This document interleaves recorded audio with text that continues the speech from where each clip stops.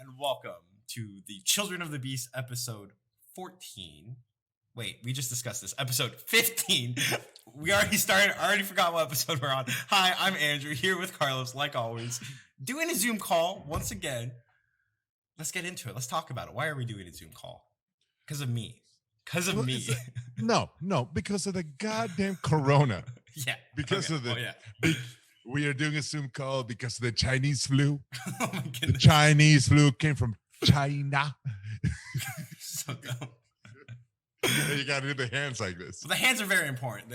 Have you seen the the videos hands, of him dancing at the rally? Yes. Yeah. I dance like that when I cook. I dance like that this morning when I made my toast.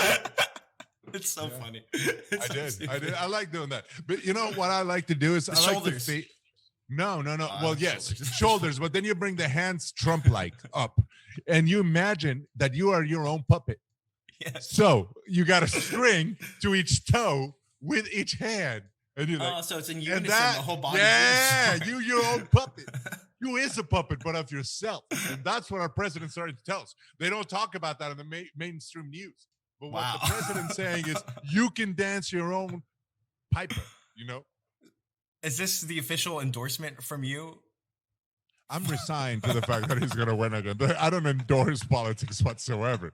I'm resigned to the fact that he's going to win, and that I can't say that I prefer the other option. Yeah, so that's fair. that's an accurate statement. I'm so, and also, and since we're on the topic and we did talk about it, I feel like I got to be accountable. Cannot vote. I can't do it. Why? Because I cannot fucking do it. I don't have it in me to. It's just I've been struggling with this literally for months, dude. Sure. But I cannot fucking do it, and I realize that my not doing so and my voting for no one is gonna count one way or another. Sure. You know what I mean? Yeah. So there's little control in this fucking life that I have over big things like my son's cancer or things like this, you know, and I cannot just out of bandwagonism and out of least evil fucking participate in something that I just don't have any belief in right now. Sure. You know, I believe more in spending my money with the corporations that I think are the least damaging to the rest of my life and my children's lives, to the corporations that give me a service or some kind of value that I can at least measure because I work so hard to make a living. And that's as far as I can take it at this point in my life, you know, and I'm not happy about it. I'm not, you know, but I can't help it, dude. I can't vote for a career crook, and I cannot vote for a pussy. Well, so why don't you just?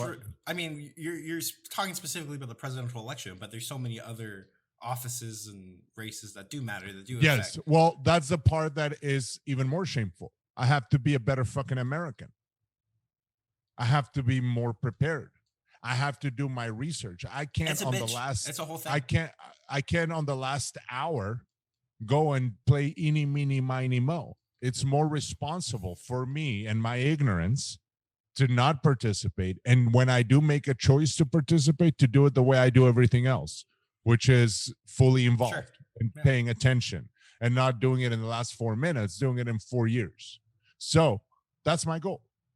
My goal is that this will be that will be the last. This will be the last time I don't vote. I'm not happy about it. I don't regret not having voted. Sure. Based on the results and the results that the candidates that I didn't vote for have had. And so, but yeah, man, that's where I'm at with it. I'd be full of shit if I didn't fucking admit that. Sure. Yeah. So, fair. And I tell you one thing, I feel a weight off my shoulder just telling you this. And knowing that this is going to air in the interwebs forever. Because at least I'm not going to go into posterity like a fucking pretender. You know? Yeah, no, that's fine. Right. I do think it's very important to exercise your right to vote, but it is an exercise. It is something that you have to be active in part of, right? It takes being an active citizen. That's it. It's not it's not an easy thing to do. It doesn't take that for everyone. It doesn't take that for everyone. Though. Many things should, but I'm right now. I'm just not at a point where I can judge anybody else, or I should. Sure. I do because I'm human. Yeah. Right. That's not my intention. And it's not something that I'm literally hyper vigilant against myself doing that. For me, though, yes, I have to do it the proper way or shut my fucking mouth and shut the fuck up. Right. And what I'm going to do after this election, like the last one and the last fucking 6, is shut the fuck up, work hard, be a good fucking person, be there for my goddamn neighbors, be there for my goddamn community, you know, and walk my fucking walk. I have to fucking get better. I got to tighten up.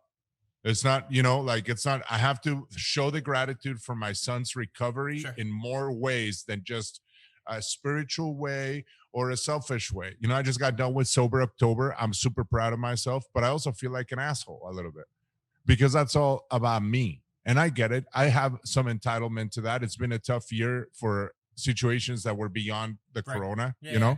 So I give myself a break to enjoy. Well, right, and like I think it speaks to kind of talked about this just a second ago, but like this idea of being able to have control and not control. That is something that you can't control. You can't control yourself for a month, and that is an exercise in willpower and exercise in control. And it is good to do those types of things, and it is admirable. It is cool, and it is good for you to like. Right, I can see why you would feel like it's selfish because, like you said, in a way it is, but also we have to be selfish sometimes, 100%. Well, this is what I need to do. Everything I've done this year, right? Well, like the being conscious and honest about my alcohol intake, the being conscious and honest about my sleep, the being conscious and honest about my expectations of my business performance under this circumstances and this year. Sure. The being conscious about the fact that I've never been this neglectful of my relationships with my friends and with my family, and humbly thankful that I know they understand. Totally. You know, but it doesn't mean that it's not always percolating in my head. Sure. You know, I mean, there's a reason I can run 5 miles a day.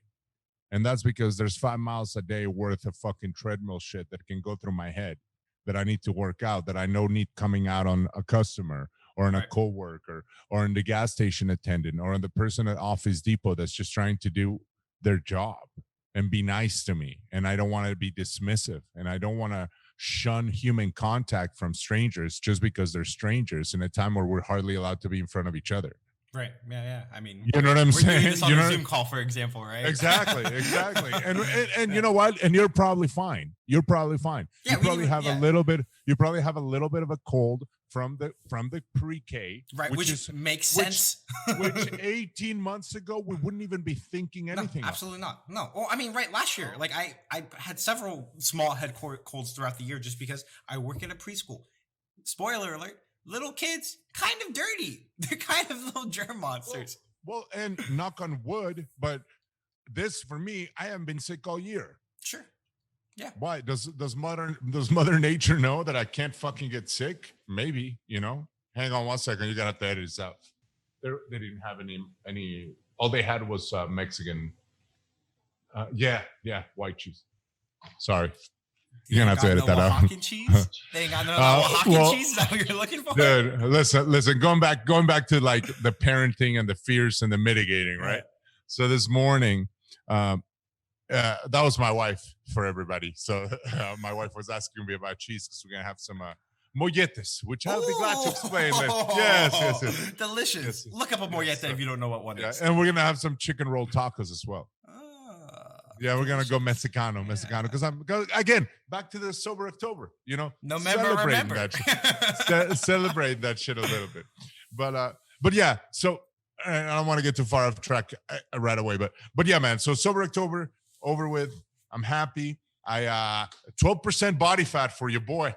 12%, dude. Congrats. That's fucking. Some of my numbers are like elite athlete numbers. No, awesome. I mean, straight up, I'm not being braggadocious. Right. This is a fucking matter of fact, and I'm almost 40. To me, cool. That it's awesome. Yeah, like my kids look up to me. My kids think I'm fucking like, that's so cool, dude. Right? Your yeah, definitely. Kids like they think I'm fucking cool. Like they know I'm strong. For now, you know what I mean? Like, no, I mean, I'd be a liar if I didn't tell you that it geeks me out, man. Right? Like, no, for sure. Well, like, isn't that kind of? Doesn't every dad want that? In theory, I think so. Right? I think so. But mostly my work is making sure that they realize that none of this shit was pretend. I'm not telling them about my glory days. I'm living them in front of them. That's what my goal is. I want to live my glory days in front of them. I'm not gonna tell them about when I used to this or what. No, they fucking see it, you know. So I will be unveiling some news on this particular topic of not living my dreams because I have a goal for next year that I'm working on. Yeah, that is gonna be. It could be something we tie into the show. Interesting. So we're gonna talk about it a little bit more. But for now, I'm gonna leave it as a tease. Okay, well here, let me take over because let me go back to why, because we still haven't even really talked about this. The reason why we're doing a Zoom call today, right? As Carlos alluded to, I work at a preschool. I pretty sure I have a small little bit of a head cold. Pretty positive. I'm waking up with a little bit of congestion, the sneezing, the sniffles. It's a whole thing. Other than that, I'm fine. I did get tested yesterday. I got a little swab up the nose. It was fine. You go to Thomas and Mack?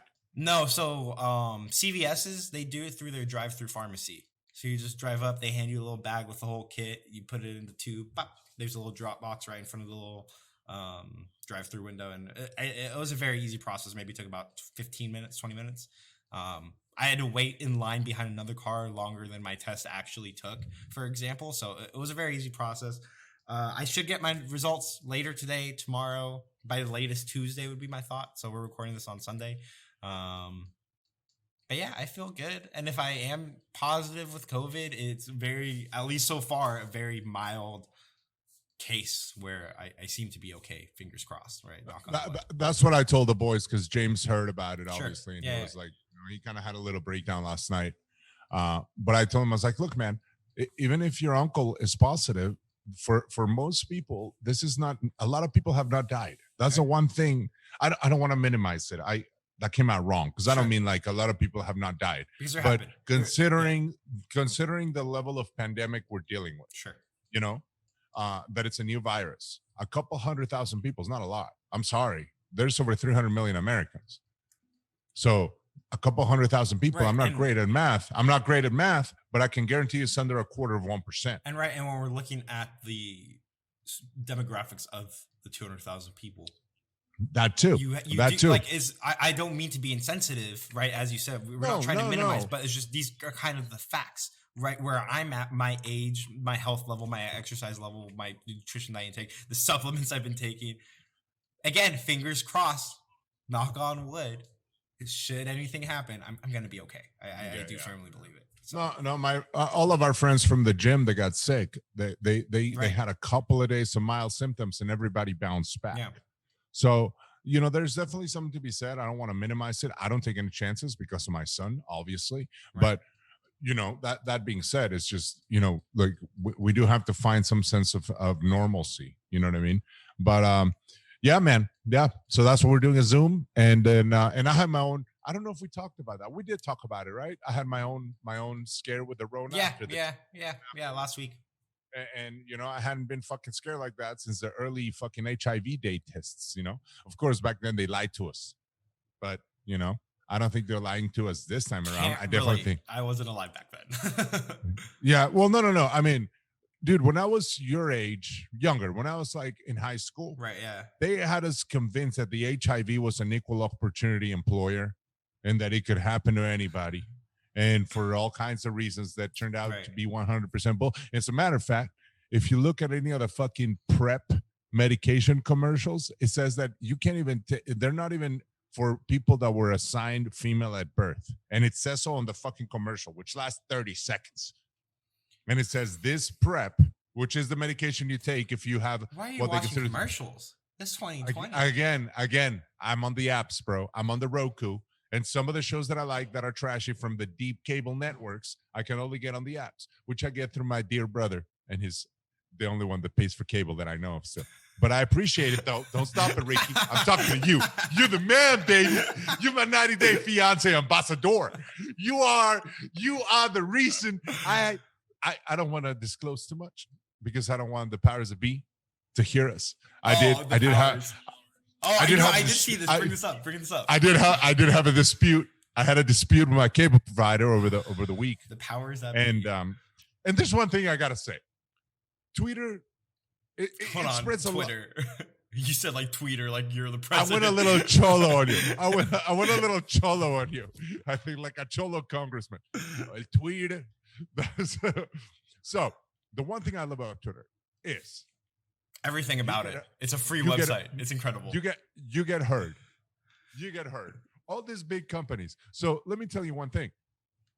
My cable company, which is a nationwide cable company, it does not have a Las Vegas Twitter anymore. They used to, though. Yeah. Like 6 years ago. They stopped having one. I wonder why. So anyway, I called the asses out. And by the time I never go to Twitter first, ever. I always do the proper channels. Sure. I use their app. I call on the phone. I send an email, whatever. But when a company, when I looked at the thing, it said power outage or internet outage. It was service outage. It was noon. Reinstated at 5:48 is what they said. All right. Not for you. Well, I figured maybe an accident. Somebody knocked down a fucking thing or what the fuck ever. I get it. Right. Now that time came around. Nada. I look at the app. It's an hour past the time the app says it should be reinstated. The app hasn't been updated. Of course not. I call on the phone. I wait on the phone. The dumbass, goddamn, useless millennial that is gung-ho about the company he works for tells me he regurgitates information that is available for me on my online account or on the app. And I said, I know that already because that's what I can look at. What is going on? Do you see that it hasn't been updated in an hour? Who's in charge of that? And are you guys doing anything to correct the situation in terms of billing? Because I don't get a credit back for fucking 12 hours of interrupted service, do I? What's going on?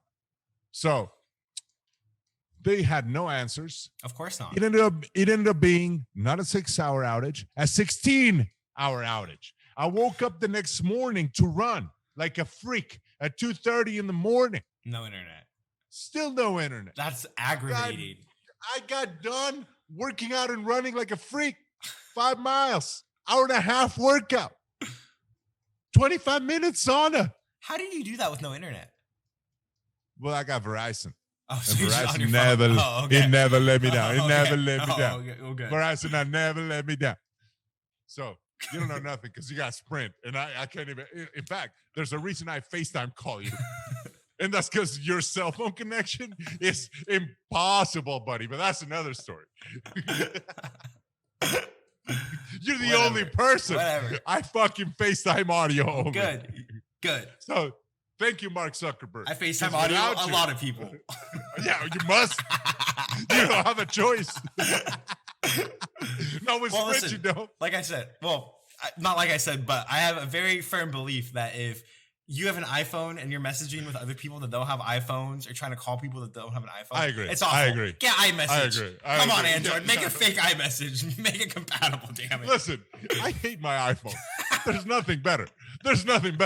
You know, have they ever improved the keyboard? Not once. Not never. The keyboard is garbage. Well, your The learning fingers on are the weird. keyboard. Your fingers are. You got. I'm a man. I'm a man. I I'm a mean, man. You got weird I'm a fingers. man. I'm a Okay, man. well. I'm not a translucent geek. How dare you? I look very orange right now. How dare you? I have good lighting behind me and on my face. How dare Yeah, you? so anyway, I called them out. So after all this was done, I called the ass out on Twitter. And then they give me that bullshit ass fucking canned response. And they're not ready for this fire, buddy. They're not ready for this fire. And so if you look at my timeline, the response is basically like, well, yeah, we get it, man. My bad. Because I shut it down because I'm just like, well, there's nothing you can do. Right. You just gave me the same shit. All you're doing is placating people. What they do is they respond. That's in a their whole matter. job. That's it. Is people go, oh, fuck it. Well, guess what? I'm that one you should have gotten trained for. I'm the one that never says fuck it. I will carve out 5 minutes of my day that I will schedule on my phone to call you and complain and leave another message and another message. And you got a boss, and no one's boss wants to hear. Motherfucker, you got left 10 messages this week by this person. Are you doing anything or not? Well, yeah, what happens is you didn't tell me how to deal with somebody that actually has some fucking reasoning behind their arguments. And guess what? They don't give up, boss. You didn't get me ready for that. That's what I want. That's what I want. At this point, all I have, you know what my only thing is? You know how I know I won? Yeah. They had to reply on Twitter. Someone had to notice it, and they had to engage, and they could not diffuse. That's a win for me because I disrupted their flow, just like they disrupted mine. That's all I'm looking for. When I leave 9 messages for somebody that's an underling that should have gotten back to me, I don't expect the situation to be righted, but we wrong together now. Oh, now we wrong together. Now you know. Now you know. Now you had a shit day, didn't you? Because your boss is like, 9 messages? What the fuck? This is a call center. No one even leaves a message, but they do for you. Why is that? Maybe they're gonna look into you, motherfucker. Or maybe you should have been like, you know what? I'll let you talk to my manager right away. That's what I would have done. Because guess what? If the customer's right and you didn't train me, I'm gonna be like, you know what, manager? I'm not trained for this level of shit. This is on you. And there's how I win. The end. The end. The end. As you can see, I did not like this at all. Like, here's the problem. Once you make me pissed off, now I'm going to make fun of your expense because you cost me that energy. I got to get that back in my bank. You know what I mean? Like, now Oh yeah. Dude, I told guys before that I will buy life insurance if they give me their number and I can call them Sunday morning because that's when I like to shop for life insurance. Yeah, they call on my phone. I'm like, dude, you did such a great job. And I am interested. I just don't have any time right now. I do this on Sunday mornings. No, well, most of the time I click, but sometimes I like to mix it up. You know, sometimes I'm like, okay, you're have doing you been getting good. political calls? No, emails. Yeah, I've got a lot of every day. Stuff, I must have been registered Democrat the last time I was ever registered anything. Yeah. Because it's all the idiot Democrats with the same canned email from states I've never fucking visited, telling me about how tight the races are and how we need to get it together and fucking vote Trump out. And yeah. They can suck my fucking. They can suck my dick. Fuck them. Fuck them. That's it. I don't give a fuck. When are we gonna have a public outcry at fucking mailers? And how it's a waste of resources. If you're a Democrat, Green Deal, protect the environment. Don't send me 30 things in the mail that go directly into my recycling bin. That go like just stop. Just don't. Just go away. Like I mean, well, that's a whole problem, and that's I think what my problem comes in with. I'm tired of hearing arguments about people complain about lack of law enforcement, but they also don't want laws that are in place to be enforced. You know, for instance, immigration. If there's a process to come into the country, right, and a person, an immigrant, broke that process, go and change the process. Don't complain about the fact that the law is being enforced. You're late. Why didn't you care when this law was passed? What was your level of participation then? You know what I mean? So the retroactive. But there's plenty of valid answers for that, though, right? Like, to a certain degree, I think that there are and there aren't, you know. But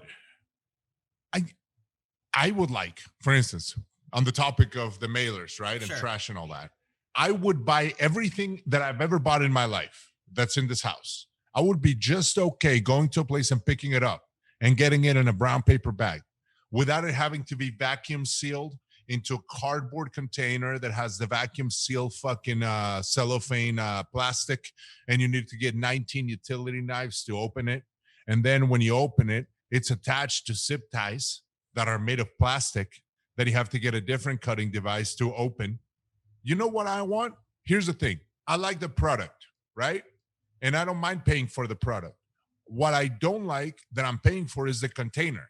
There's a big, huge company. It's a multi-million, probably billion-dollar company that makes all that fucking cardboard, all the container, all that shit. I want them to continue to have, because it's already established business and you can't just delete it, right? But I gather that if we looked into it, their profits are huge. So how about send me a return label? I want to be able to put every motherfucking piece of packaging into a UPS trash bag that weighs nothing. It's just bulky, but it weighs nothing. Right, yeah. And it gets shipped back to that company. And they have a fucking report or some kind of branch government from Congress or something like that that checks in and see how they dispose of their own material that they're providing to me without my fucking demand for it, because I don't have a demand for that fucking product. So if you want to impress me with your greenness and your fucking global warmingness and all that, how about we start there? Start with the fucking trash. I know we have a problem with landfills. I know that we have to do something about all that, but let's start. I'm not saying erase the jobs, get rid of the industry. I don't want to cancel anybody. But if part of my business was me, I get to piss in a lake every day and people swim in that lake, that's not right. You know what I mean? Like that part of it is complete. Or the alternative, which is what I prefer. Can I opt for no packaging? How does it get shipped without being damaged then? You can still put it in shipping packaging. It doesn't have to be an individual packaging, But not if they're shipping it make the premium higher. Make the premium higher. Or here's the thing. You're right. Let's do an inquiry into shipping technology. What's been done in the last 20 years? Why are we still doing it this way? Because you should be investing in that. Since this is your, right? It would be in theory the but post you know what I'm office. saying. Well, I'm just saying, if this is your business and you're the one that makes the packaging and the vacuum seal thing and the bag, I just feel like I went from talking about specific candidates and you went through a whole industry and corporation, which is much more difficult to change. Well, yeah, it is. But all I'm saying is I can pick and choose where to fucking spend that money. Sometimes I'm going to get the scissors that are not, like I was at the fucking hardware store, and there was literally the same item that came in a vacuum seal that was in the aisle on the thing and one that wasn't. If I can, right. That's how I think I start. I start with the thing that doesn't have that. I start buying food that doesn't have fucking sodium nitrate. I don't know who the biggest manufacturer of sodium nitrate is for the fucking deli meats, but fuck you. You're not getting my money. And that's what I think, like, it starts with that, but and it's better for you because that ties into personal accountability. I don't disagree with you at all. I'm just confused how we went from talking about specific candidates selling mailers to an industry of packaging, and I'm just confused how that is it's the same thought process. If a candidate actually cared about the environment, they wouldn't be doing the mailers. They wouldn't be polluting or flooding you with garbage that goes literally from the mail to the trash. Right. Much like every single thing. Christmas is coming up. The amount of trash that you have if you have one or two kids from toys is ridiculous, right? Sure, totally. I'm just likening the same two things. You're being given garbage you didn't solicit. I guess in my opinion, it's just easier for a candidate to be personally accountable with their campaign versus an entire industry when their industry is based off it, right? Well, yeah, but they don't want to be accountable. Well, sure, of course not. I mean, right, in that regard, they're the exact same they both claim to care about these two subjects, right? I'm sure these corporations claim to be because they have a bunch of initiatives. But I'll tell you what would if there was an intern that was 5 years younger than you, an 18-year-old that came and knocked on my door and told me that their fucking district, I don't know, whatever local fucking office is running, that they were working on these initiatives and that's why they weren't sending a mailer, I'll vote for that guy just for sending that kid here. Totally. That's all I'm saying. Yeah. I'm saying there's another way, and that the people that want change need to get more creative. That reminds me, there's a story going around a couple of weeks ago of how one of the battleground states, I want to say Michigan, I could be wrong, but how the Biden campaign was proud and bragging how they had no people on the ground actually knocking on people's doors to campaign for Joe Biden. And it just very interesting. And right, the reasoning was the pandemic and everything of it not being safe, but it seems like you don't want to win if you're not knocking on doors and campaigning. That seems to be like one of the most classic ways to campaign as a political campaign, right? Like to knock on doors and get the word out about your candidate. Like exactly what you said, person-to-person interactions. Yeah, that's odd. That strikes me as odd. But these days, the more I'm thinking, maybe they're just seeing how Harris can do, and maybe they're gonna like try to double down on that for actual president candidacy once Trump is out of office. And like, right, if you are someone like an AOC, very progressive, green, new crop of, I mean, not even Democrat, but like this, I mean, right? Would you consider these progressive Democrats? I'm not sure I would, because they're very at odds with Nancy Pelosi and the rest of the Democrat Party, very clearly. And in that regard, A Joe Biden victory does not help them. A Joe Biden victory is almost an extenuation of the status quo. Yeah, it just gives them more control. Sure, but a Donald Trump re-election allows them to be able to swing even harder back in 4 years. Yes, but one thing that I think is underlooked is I believe that the Republican Party will self-implode again upon Donald Trump winning. Not immediately, but throughout his presidency. Sure. But throughout its presidency, you cannot support that much polarization and such a strong and that many. Eventually, there's going to be a power struggle between all the different tiny factions that are vying for power within that smaller minority group, and they'll do what they've always done. The nefarious interests of one against the other will implode them. Definitely. Yeah. So you know what I mean? Like that's kind of how I see it in terms of like him winning, because the reality is that we keep forgetting that he ran Republican because it was the only option. He's neither. Yeah, no, absolutely. And nobody wanted him. Yeah. So he did not change 150 years of thought process in 3.5 years. You know what I'm saying? Like that's the doctrine of the Republican Party, still the doctrine of the Republican Party.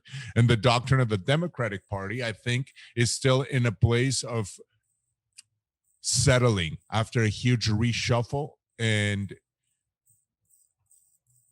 I don't know. I just don't see it. I don't see them winning. I don't see them really pushing for it. I don't understand if Obama is so strong as a leader in the party, Sure. why you would only use him for 3 weeks prior, maybe a month prior to the election. Why isn't he out there for 6 months? Got nothing to do, you know?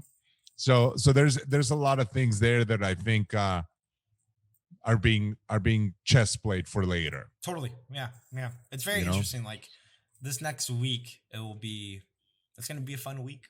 I think it'll be fun anyways. I mean, we'll end up seeing if there's civil unrest, but yeah. I mean, we'll see what happens. Walmart is no longer selling gun and ammo for the last week and a half. I saw that. Yeah. Well, I mean, I just don't see people taking the streets that way. I think that it's part of the fear mongering that it's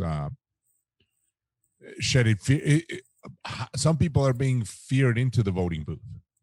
You know, they're frightened into it. Totally. Right now, yeah, with statements like that. So it's all part of the thing. I just want everything to keep going. I'm more concerned about these fires, and I'm more concerned about business because I hope that I think I just listened to a record that there's a British band called the Struts. They're about 4 years old, and they're a little The Darkness, a little Rolling Stonesy. They're a good band. I like them. They're a good British fucking rock band, and they did a record.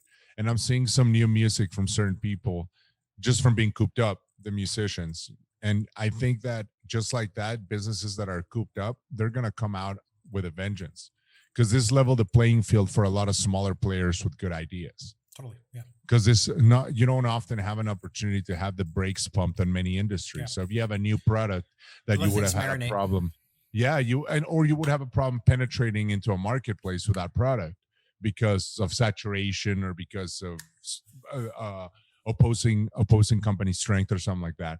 I think that this is going to be a good time for a lot of that. I think people always come out of out of the fucking medieval age. You got the Enlightenment, and so I think that this is going to be similar to that, or I hope anyway. And no, I don't hope. I know it will be, not for everyone, but for some people, sure. And that's all you need. Yeah. That's all you need. That's all you need is the embers to be carrying fucking flame. You don't need the whole thing to be ablaze, So people are realizing they can do a lot. They can do a lot more with a lot less money. They can live with less money. They didn't think they could a year ago. A year ago, the prospect of a kid not going to Electric Daisy Carnival to spend $600 that they don't have was not a prospect. Now it is. Now it is. I mean, that's how people live. People. I mean, that's how some people live. I don't think that's a lot of people do. I don't think that's a lot of majority of people in the country. I just don't think. Oh shit, dude. All right. Yeah. Nah. I mean, it's that I'd say the majority of people. The majority of people.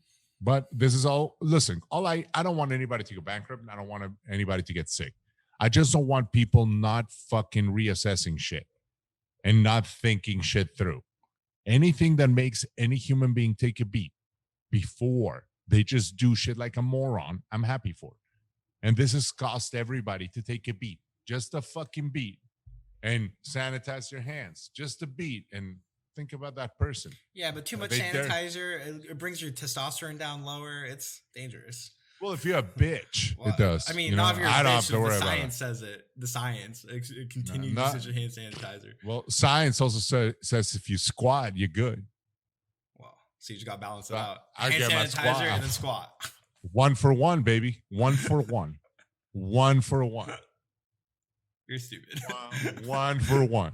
1 for 1. I squat my entire family's body weight just in case. Just in case you have to squat them everywhere. Just in case. Well, what would be the in case scenario? Please describe. No, but please describe. But make one up. Fire. And they lose all their legs where they can't walk? Carbon monoxide will pass your ass out. But your lungs are stronger, so you would survive and be able to squat them out. Well, if they're passing out from carbon monoxide. That's where my cardio comes in. Of course. My lungs are stronger. Of course my lungs are stronger. How am I resistant to heat? Because of the sauna, dude. I thought this through. Oh, did you? Of course. I breathe 190-degree air 25 minutes a day. But you're not squatting in that. The next step is a squat in there. Yeah, but when I squat 30 reps. But I only got to squat them one time and walk them about 15 steps outside to safety. You're going to have to start squatting in the sauna. You're going to have to start squatting in the sauna. That's not a bad idea. That's about the only sensible thing you said to me just now. No. You know. You're stupid. Let's move on. Do you watch UFC last night? I only watched Anderson's fight. You missed a good co-main event. Yeah. I didn't watch anything yet. I'm gonna watch it this week while I'm run. Gotcha. Because when they're on the regular card and they have commercials, and I was tired, dude. Like I said, I finished Sober October officially yesterday at noon. Because I went over to so my in-laws belong to this health club that has this metabolic measuring machine that measures your body fat and like the weight of your limbs and a bunch of fucking metrics. The weight of your limbs? Yes. Like I know how much. Like how much does your left arm weigh? I have the measuring inside. I don't remember, but yeah, I'm pretty goddamn symmetrical. You'd be happy to know I'm almost perfectly symmetrical. Thank goodness. But that's neither here nor there. If you were, God forbid, asymmetrical. Exactly. I mean, 12.2% body fat. Wow. I'm almost 40. Almost 40. Wow. What? Why? Because I can't. Anyhow. But anyway, so went over there. What the fuck was on, man? Your day yesterday while you were tired and didn't watch the fights? Yeah. So I woke up in the morning. I did a workout, a bad workout, kickboxing workout to close out the day. Yeah. Then I found out that you and Ricky had to get tested. Right. I was planning on all of you guys coming here yesterday. So I was going to wait. Yeah. And then we're going to do the podcast today. So I was going to have this beer with you. That was going to be like the first drink. But then yesterday, so officially I started Sober October a Sunday before October started. So I did 6 weeks rather than 5 because October was 5 weekends. So I did 6 weekends rather than 5 starting the end of September. And so yesterday, once I got my body fat and all that measured, we got home. I had a ribeye and a fillet, scalloped potatoes, motherfucking mushrooms with a poached egg. I topped my goddamn ribeye with some blue cheese and some roasted garlic slices on the mandolin that were so thin. And I roasted them in butter. I deep fried them in butter till they were perfectly crisp, but not burned. And then the butter is what I use for the steaks, my man. Of on course. On the cast iron, baby. What did I put on top of the filet, you ask? Because that did not have cheese. I put my red wine reduction sauce that I made a couple of days ago. So did I have a huge meal? Oh, yes. I did. Then what I did after that, I had Valentina chips because I also sliced an extra potato, which I fried to make homemade potato chips. Delicious. Made spicy chips, baby. Then what else did I do? Took a slice of sourdough, toasted it on both sides, little bit of butter and some honey, baby, and some honey. And then I had a hot toddy. I put my whiskey into a nice cup of lemon ginger double tea. Woo! So what And we're that saying was is Saturday. yesterday, when you weighed in, you were 12.2% body fat. And by the end of the night, you're maybe 12.5? 17. Okay, whatever. Who's counting? Not us. Hey, man, I had to blow up the steam. You know what I'm saying? I did it. So what are you drinking? What are you drinking? Show us the beer. I am drinking the 60-minute IPA, the Dogfish Head, which I like. I'm also nipping on a little bit of the Buffalo Trace because I haven't. I don't know what noise the buffalo makes. That's definitely. Actually, that I don't think that's it. I feel like a buffalo snarl. You know, just what's snorts a like a buffalo big do? cow. That's a big cow. Yeah, but a cow's a moo. Moo. Oh my God. Yeah, a cow there. What's that? What's a fucking? I gotta get me some A buffalo bison? noise. A bison noise. No, that's a pig. See, that's a pig. Like, Please stop. Please stop making animal noises. You're fucking weird, dude. hey, I'm back. Like I said, we had the experiment and the experiments in the past. Yeah. I had my red meat. I had my booze. I'm back. Did I buy some flour? Yes, I did. Did I smoke with breakfast? Of course. In between poached eggs, I smoked me a little flour. What was it you say? Maui Wowie with Blue Dream, baby. A nice hybrid to stay awake, but keep it light. Did I buy a brand new pipe? Yes, because I don't want to taste dressing. I'm old. I need clean smoke. I need clean burning coal. We're going to get our power from clean coal. Speaking of clean coal, Alex Jones, Joe Rogan. Alex Jones. I need 1 minute. I got to go get another beer. So do a read for our sponsors. Okay, let me do a read for the sponsors. Okay. Yeah. Hi. So this episode of the Children of the Beast is brought to you by us. By this motherfucker and that motherfucker on the other screen. No one else. I was going to say it's about our business, but don't say that. I don't need that kind of evil, Ricky Bobby. I'll be back. All right. I'm going to go pee. But yeah, so yesterday we went and got that done at Lake Las Vegas, came home, had some food, and then we watched we've been stuck on Dexter because it's just like such a good show. And it had been so long since we watched it that we're like on almost at the end of it. Then we have like an episode, like a season and a half left. Gotcha. There's 7 seasons. Yeah. And so once that happened, we switched it over to the UFC and we got it on the middle of round 1. Okay. For Uriah and Anderson. Yeah. And then we watched the fight, and then we just almost cried and clapped and it was very emotional for sure. Right. Well, dude, like I mean, you know, my wife is not the type of wife that is forced to watch fighting. Sure. Like she's been watching fighting with me for a long time. You know, it's funny because I on a tangent, I just told my kids that this morning that I said, when you find a woman that you want to marry or be with, make sure of 3 things. And I said, make sure that they're nice, that they're pretty, and that they want to, and that they're crazy like you.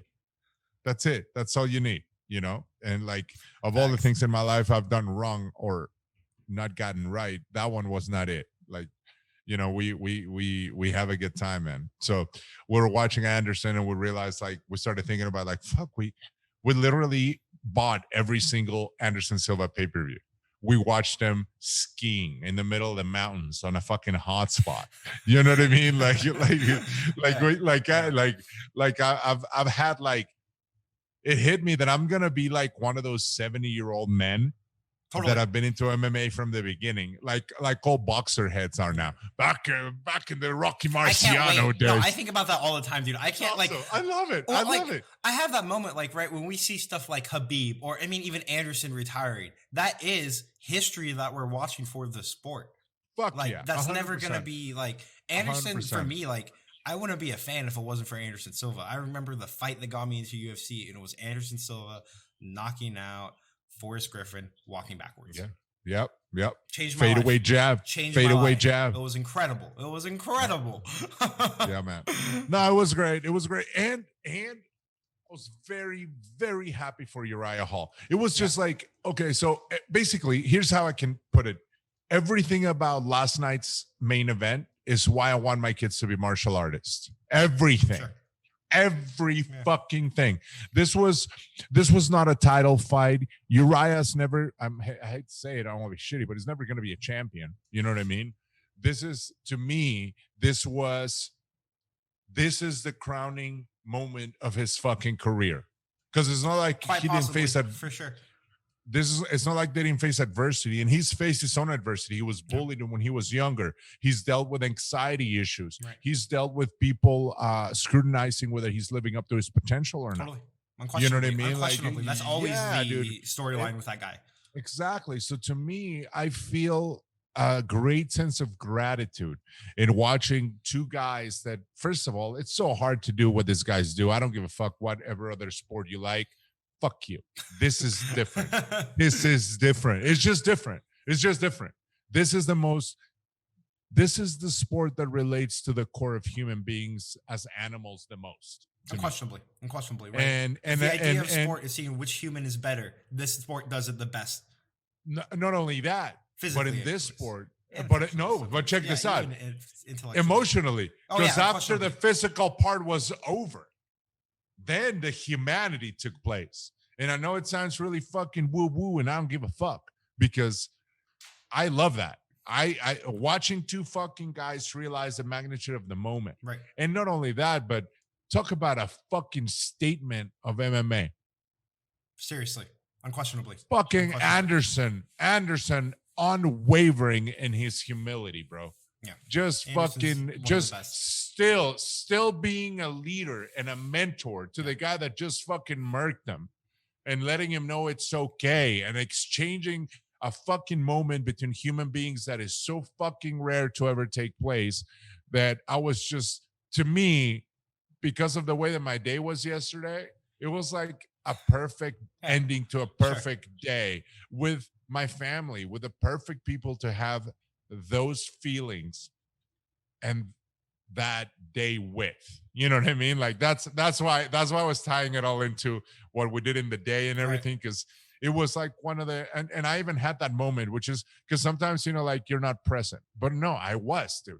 And we took a moment, my wife and I, in the kitchen, and we just hugged, and I was like, honestly, this is one of the fucking best days of my life. Sure. Like, and it was even before the Anderson fight. Like that was just like the last thing that capped it all, but that's how I felt about that fight, dude. It was just fucking just beautiful. Yeah.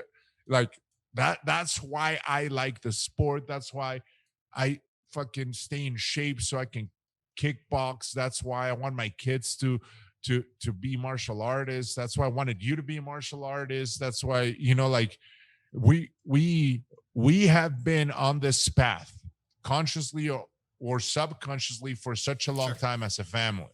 You know what I mean? It's undeniable. Shit, you fucking got a brown belt in China when you were like fucking 14 or 13 years old. Listen, I was younger. Yeah, but what I'm saying is like that, like all of that shit is not accidental, dude. Right. Yeah. I mean, even though you right now don't practice martial arts, you're still at Extreme Couture. You still ended up being there. It's your surrounding. Totally. You know what I mean? Like, and so I see no wrong path when you.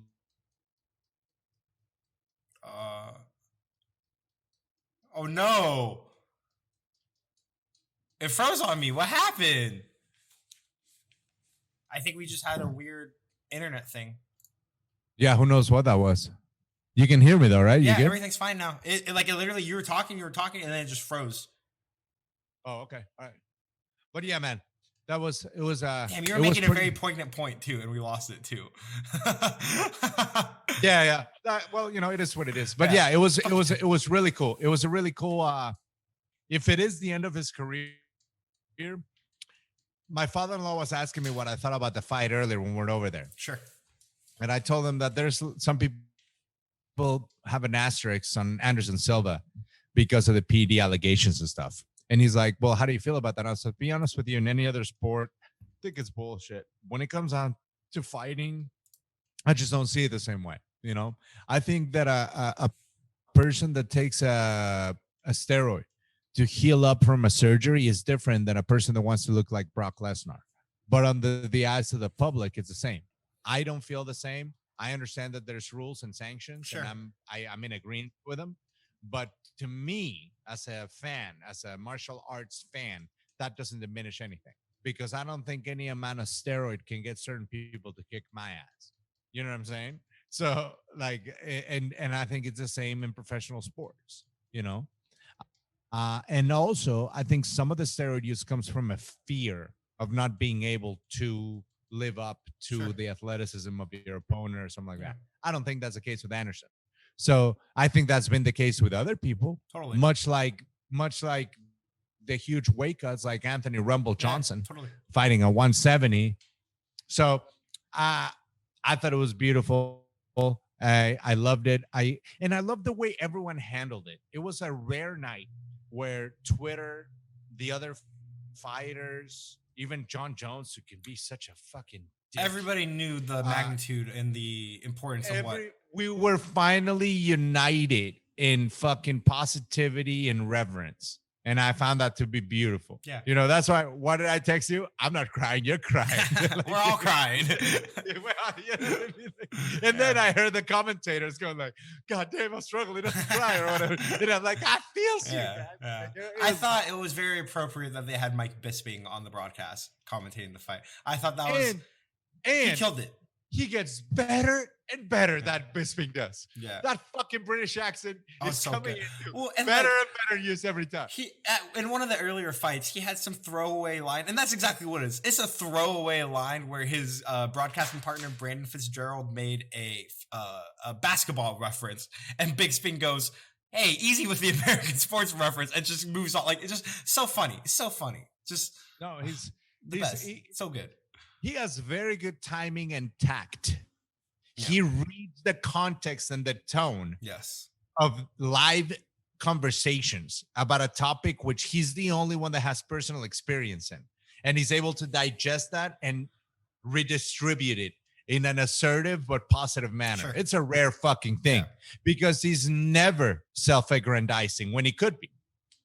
Yeah. Even though you can see a subtext of where he's going with it, then he'll humble it down. Yeah. And I love it. I fucking love Bisping. Yeah. I fucks with Bisping, man. Yeah. Big I fan. fucks with Bisping. You know what I'm saying? It's great. It was great. Listen, it was uplifting, man. I don't often say this. I love our sport, no matter what. But last night was fucking uplifting. Sure. That like Uriah Hall can tell that to his kids. Unquestionably. Yeah. That's, You know? Hey, man, people doubted me in this situation, or there were dicks, or I won this one, or I spin heel kicked Yeah. this one. But last night, I fucking beat Put it all one of the together. grades. I beat one of the grades that night, and we shared the mat and the biggest stage of the world on our knees, and we praised each other and we embraced each other, Yeah. and we fucking and he fucking told me that I could do great things. What? Yeah, it's insane. What? It's very cool.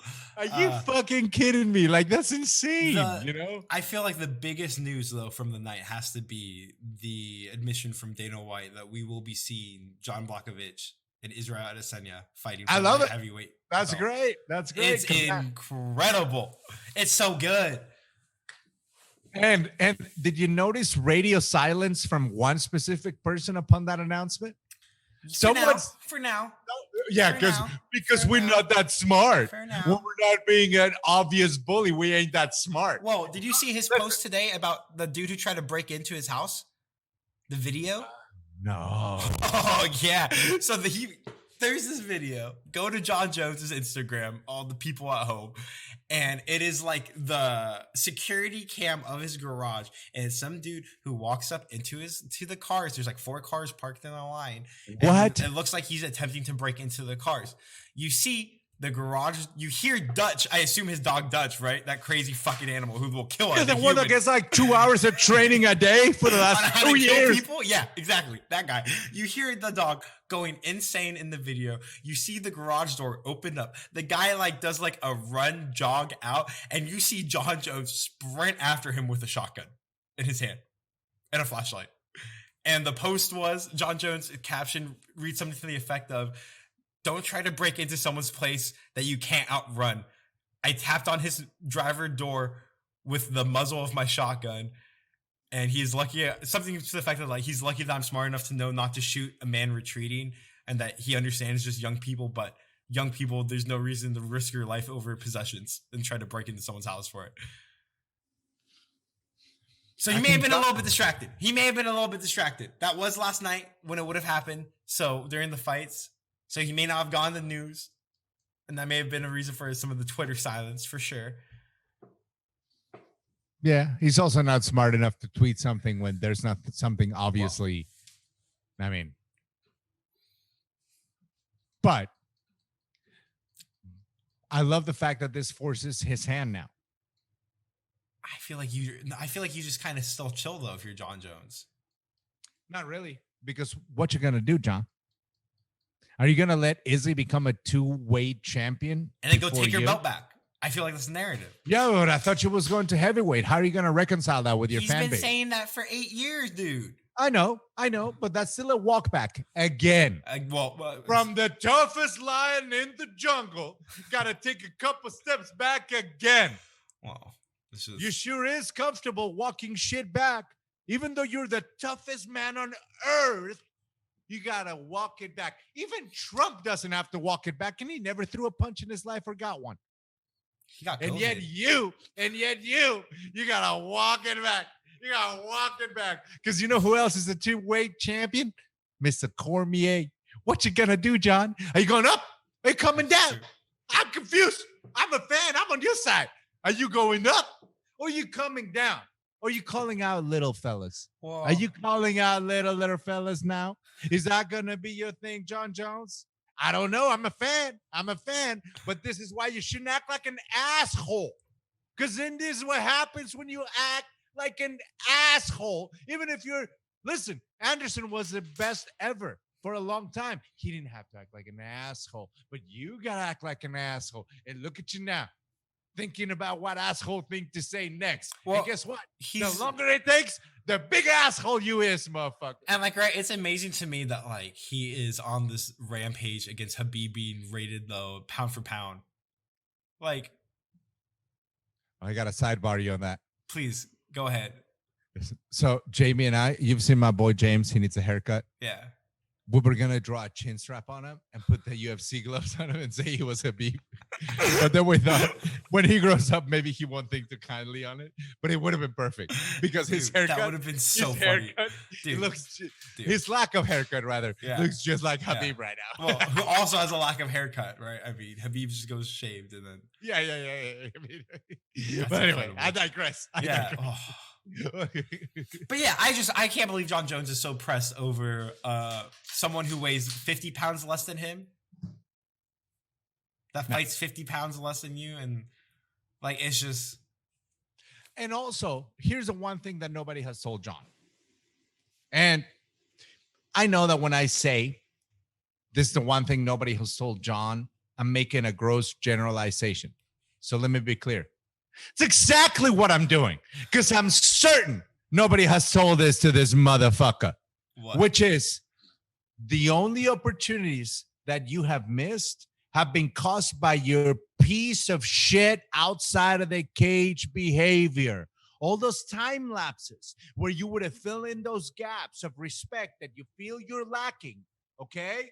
It's on you. It's not on Izzy. It's not on fucking DC. It's not on fucking Dana. It's not on the media. It's not on anybody that doesn't like your fucking face. It's on you for being a fuck up, okay? Get a goddamn tow truck, a flatbed. Get one of your homeboys to get certified in driving it.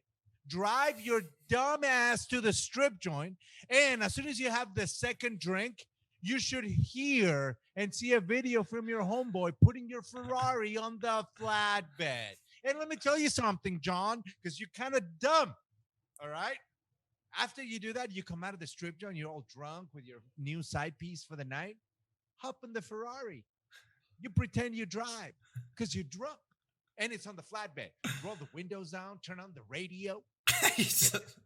Over here to be like, like Dave Chappelle on that one video. He's like, come on, Teddy. That can't be you. That can't be you. That should be you because you're the champion. And you ride home and have your homeboy get good at tilting that thing back down. Guess what? Back Kenzie on your driveway, baby. On the driveway, Ferrari, hose, titties, no DUI. How hard is that? How much is a goddamn tow truck? Probably less than you've spent on training for your fucking dog, you son of a bitch. Because, by the way, why did you just seek the dog on the goddamn robber? Even the perfect video. Even the perfect video. Looking at all your videos. You've been looking at all your videos. You got your friend with a sleeve, and Dutch is over here going crazy. You had the perfect situation. Oh, no, but your ego won't let you. You got to be Sheriff John. And since you got to be a sheriff, why don't you run for sheriff of Albuquerque, baby? That's actually a great idea. You win. You got me. You lost me. You pulled me back in. I brought it full circle. No, you got me. I'm back. I was missing my body chemistry. My body chemistry was off. Of course. This is red meat and alcohol. That should be in the beginning of our podcast. I also said alcohol. Okay, I need to make a note. You're ridiculous. That's going to be part of the opening montage clips. This is episode 15. It is red meat and alcohol. Right around 110. Red meat and alcohol. You're so dumb. Okay. Sorry, I did want to make note of that because that's very funny. That was tremendous. I'm excited for next week. I'll bring some beer. Yes. We'll bring beers. Get something good. Yeah, so that's perfect. So next week, I think we'll break down the news. Because I'm also thinking about breaking down the news here before I break them up in there. That's my house where I live. Yes. Where the people that I call family live at. Yes. It's in there. Yes. I don't think I'm going to tell them about this secret. This is our secret. It's our secret. Well, Jamie will have to listen to find out. If she does listen. She ain't listened yet. And I don't care. I'm not, that's okay. It's whatever. Yeah, your face is my face. Whatever. It's whatevs. Eventually everybody going to be listening. Because we spin hot fire. Well, it will be mandated. We will be in some sort of position of power, and it will be mandated listening as part of the most definitely. Well, listen, we discussed it last week. We're coming up on 24 hours of content. I think we surpassed that now. Easily, yeah. With episode 15, yeah. You would have to assume. Hey, we in your head. I know my brother Ricky, somewhere in the back of his mind, is thinking like, that's hilarious. Tuck in your winner, put on a wig, compete against the girls. Because he told me he laughed very hard. I didn't even remember saying what I said. That's how you know you're doing it. Okay, continue. What was this whole secret? The way you looked around, ladies and gentlemen, he is looking around the layer of the beast right now to make sure there are no beasts listening. Well, I'm not the only beast in the layer of the beast anymore. As you know, man, the layer of the beast has evolved over the years. There was apartment layers and other apartment layers and other house. Okay, layers. You're house layers. filibustering. You're filibustering. Continue. It's evolved. The layer of the beast has evolved. Okay. Now it has come to a point where the layer of the beast is the finest layer of all the layers. Okay, Trump. Where we can have full secrecy. Stop. We have full secrecy in the layer of this beast. And that means no secret has ever been revealed out of this layer. I'm going to get into a Muay Thai fight next year. That's your secret? That's an exciting secret. Well, I'm going to be 40. It's a fact. Yeah? That's pretty goddamn old. Now, it's also a fact that when I was a little boy, 40 didn't look like 40 looks now. And also, regardless of what you think, it's the beginning of a decline in certain aspects. I'm not there yet, and I don't want to miss a year. So I'm going to get into a fucking Muay Thai fight next year, and I'm going to record at least a 12-song album next year. That's my projects for 40. I'm making this proclamations in front of the world and America. I shall do this. I will either get my ass whooped or beat the shit out of another person's soul that decides they should stand in front of me and try to beat the fuck out of me. And it's going to be hard for them if they do. And I'm going to do it. This is exciting. I'm going to go So my goal now, I'm gonna relax from now till the end of the year with my diet and everything, and then starting January, I'm gonna tighten up. End of January, I'm gonna do a mock weight cut and see what is the realistic weight that I can fight at, Sure. and then I'm gonna look for a Muay Thai competition, That's exciting. and I'm gonna fucking do it. That'll be fun. That's awesome. Yeah, yeah. My boys are old enough to where they're gonna. I I never want to be a dad that is the glory day thing. Then if anything they can still see me do, then that's cool, because it's not just a fucking myth or a fable, Sure. you know. And compared to some of the shit that the world has gone through, that we go through, that they're gonna have to go through, it's just another meat-headed representation of there's shit you can do a lot more than you think you can do, and people just we get somewhat programmed to take the easy way out, which is okay sometimes, you know, but I just don't think the most of the growth comes from that. And I could go and buy a Corvette, or I could go and do another thing that a shitty pathetic 40-year-old does. Well, this shitty pathetic 40-year-old is going to record a rock and roll record he should have recorded 20 years ago and have a fight. That's exciting. Another one. Yeah. Because I'm no better than the shitty rock and roll guy that wants to buy a Corvette. I can't fit my family in the Corvette, and I like my family. Yeah. You know, I already had the motorcycles for 15 years. I had the hot rod. I probably eventually will have a car that is douchebaggy. Maybe. Definitely. I reserve that right. I reserve that definitely right. You will. I can tell you For- this. For now, I want to make sure that my family fit in my truck and my life fully. When they don't want to be around me because they're chasing girls and fucking, you know, then I'll get a 2-seater for my wife and I.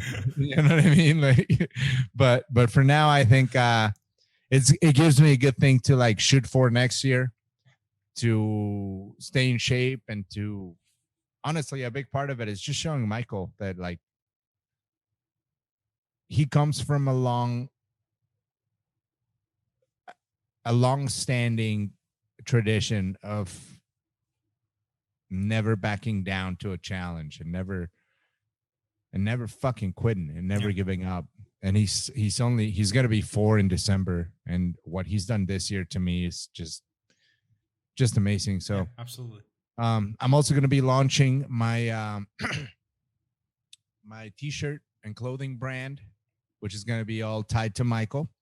Awesome. We're going to be launching with a running shirt. I'll let you guys know what's going on with it. I'm still working on all the details now. But we want to do something for all the people that have helped them and donated to the GoFundMe. I mean, my wife sent some thanking, like little packages and stuff, like a bracelet and all that. But the goal is also we're going to do a race. It's going to be a run. I'm going to do a run.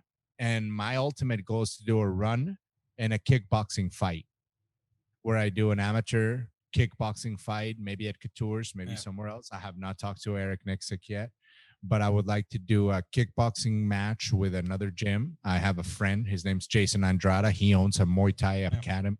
So maybe I could do it with him and match up some people. Sure. And just and do it all in the name of my son's recovery and my son's name.